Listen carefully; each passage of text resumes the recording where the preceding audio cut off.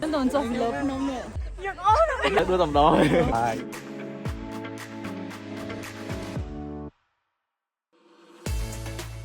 ជំរាបសួរពុកម៉ែបងប្អូនថ្ងៃនេះខ្ញុំបង្គារ៉ារួមជាមួយបងប្អូននិស្សិតនាំគ្នាទៅលេងស្គីតកឥ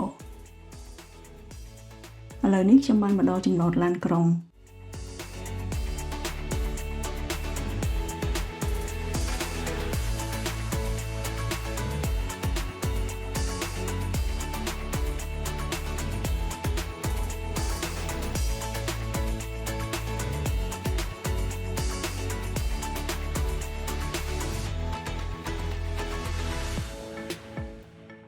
Tôi chi ski lên ở đây chị đang dạo tôi mong lên lá nó cứ thử ngồi YouTube អ្នកខ្លះធ្លាប់បានជីតែអ្នកខ្លះមិនដែលធ្លាប់បានជីសោះអញ្ចឹងតោះទៅជាមួយខ្ញុំថាតើមានរឿងអីកើតឡើងខ្លះ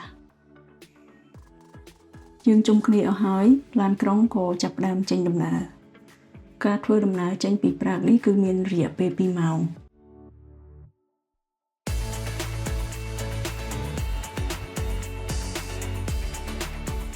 នេះគឺជាបន្ទប់ទឹកនៅក្នុងឡានក្រុង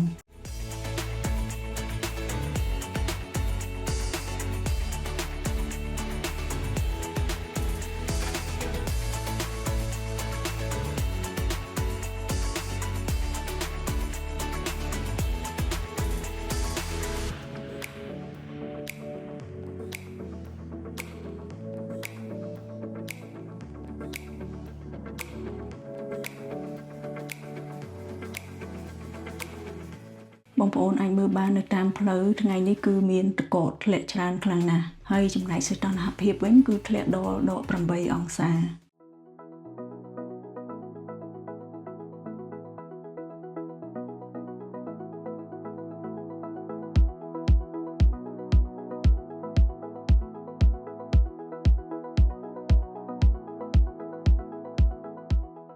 ពេលនេះយើងមកដល់ចំណតឡានក្រុងតែយើងត្រូវឈប់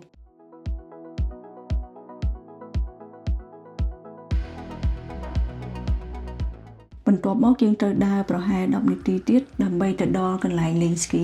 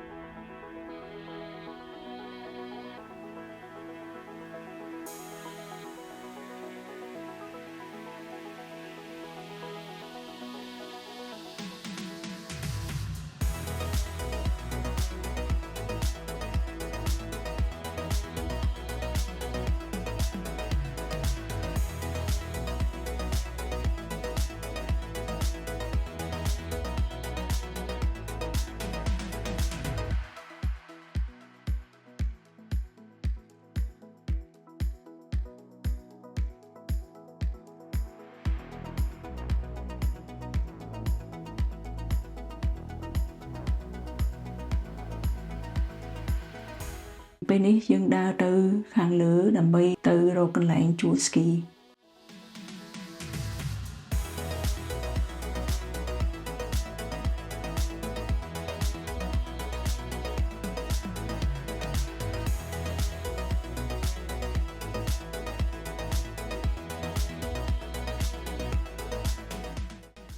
តែមិនដែរអូនពាក់បីជើងរំភើបរីករាយខពាក់ឲ្យមានអារម្មណ៍ថាដូចអ្នក professional ស្បែកជើងស្គីនេះគឺធ្ងន់ខ្លាំងណាស់ទម្ងន់ជិត2គីឡូហើយក្តារពាក់នេះគឺប្រហែលកន្លះគីឡូអញ្ចឹងអ្នកទាំងអស់គ្នាអាចសម័យថាវាធ្ងន់យ៉ាងម៉េចហើយថ្ងៃនេះមកជីស្គីតែមកជួលគ្រូឲ្យគេបរៀនអត់ចង់រៀនសាកលេងខ្លួនឯងខ្លាចលេងទៅអត់ទៅមុខនៅមកកន្លែងដដែល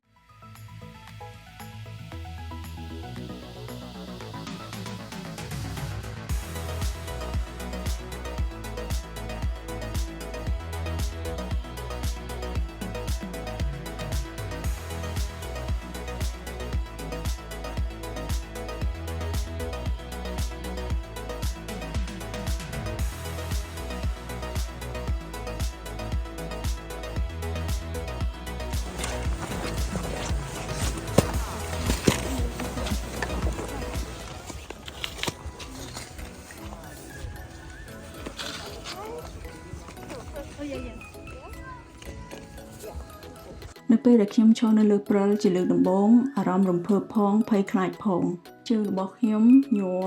ហើយស្បែកជើងស្គីនឹងក៏ធ្ងន់ទៀត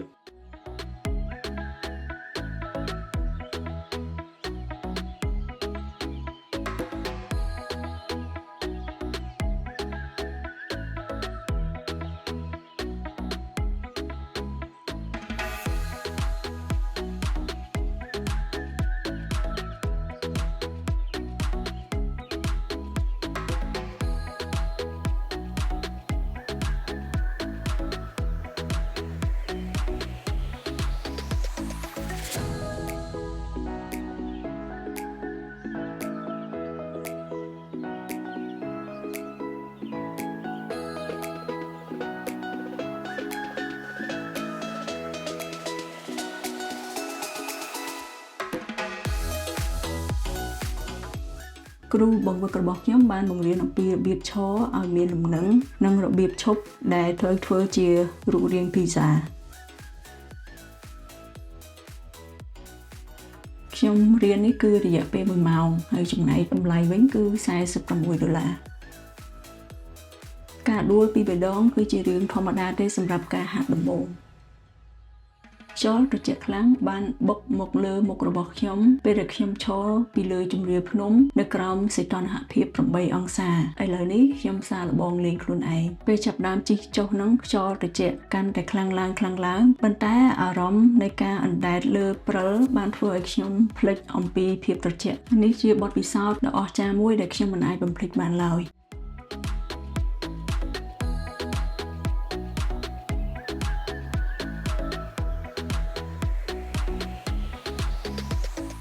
នេះជាតាគាត់លេងលើកទី3ហើយអញ្ចឹងគាត់ជិះបានល្អ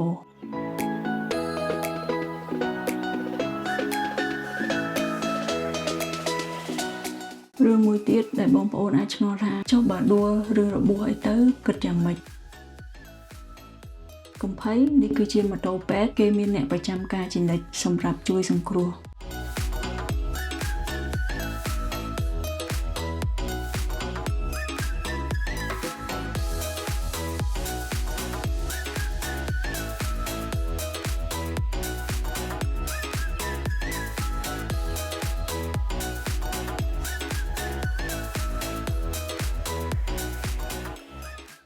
con khai bro theo ba nè kệ dân chua ski mà chi á giật ốm rồi lên nó đi នេះគឺជាកន្លែងលក់សម្បត្តិសម្រាប់ជិះខ្សែរ៉ូឡើងទៅលើ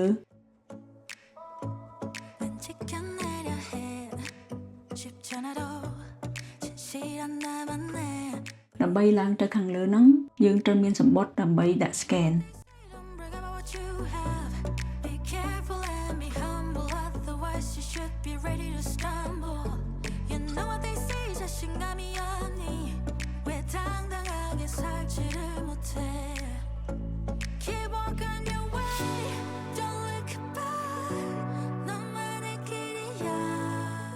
ក្រោយពីជិះលេងជិត2ម៉ោងឥឡូវពួកយើងសម្រាករកអីញ៉ាំ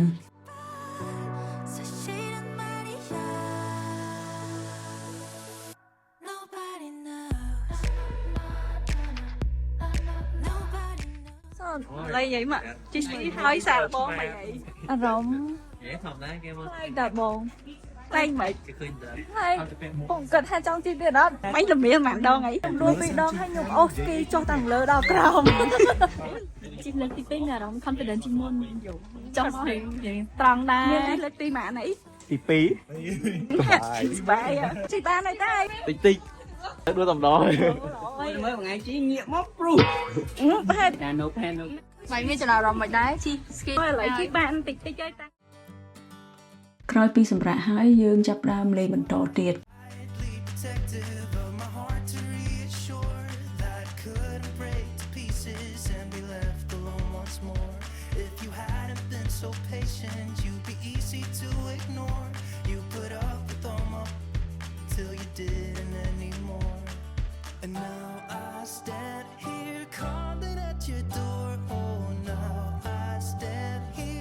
ពេលនេះដល់ម៉ោងទៅយកស្គីទៅសងគេវិញពេលនេះបងប្អូនអាចមើលថាតើការដោះបីជើងស្គីលំបាកយ៉ាងម៉េច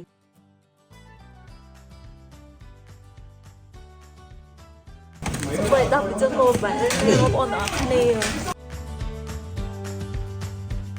have made a lot of mistakes. I have been too self-involved, been protective. ក្រោយពីលេងស្គីតកអស់ចិត្តហើយបងប្អូនគាត់នាំគ្នាមករអិលលេងម្ដងហើយមានគ្រប់ក្បាច់តែម្ដង Calling at your door, oh now I stand here calling at your door. Yeah, I'm yours, anywhere you want.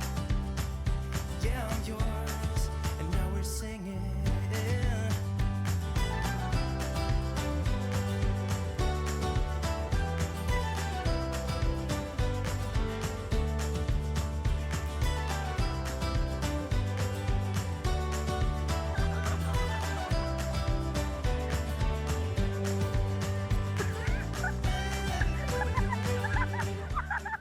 nhưng đồn dọc lớp nông độ gì nói nhở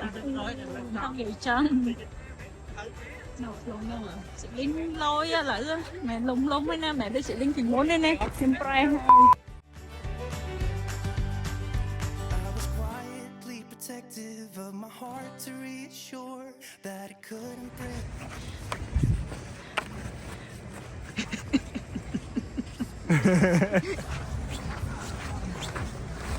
Question ពេលនេះយើងដើរទៅរកអីញ៉ាំ calling at your door. Yeah, I'm yours, anywhere you want. Yeah, I'm yours, and now we're singing. And now I stand here calling at your door. Oh, now I stand here calling at your door. Yeah, I'm yours, anywhere you want. Yeah, I'm yours. ពេលបញ្ចប់ថ្ងៃជិះស្គីលើកដំបូងរបស់ខ្ញុំសាច់ដុំរបស់ខ្ញុំឈឺប៉ុន្តែបេះដូងរបស់ខ្ញុំពេញដោយមោទនភាពការរៀនបត់ជង្គង់និងការទម្លាក់ភាពភ័យខ្លាចបានក្លាយទៅជាជំហានដំបូងនៃដំណើរសងព្រេងថ្មីមួយនេះ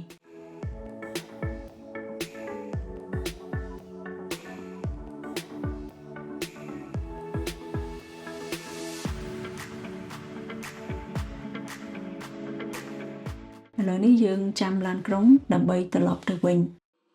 សូមកុំភ្លេចចុច Subscribe Channel របស់ខ្ញុំដើម្បីទទួលបានវីដេអូថ្មីបន្តទៀតសូមអរគុណ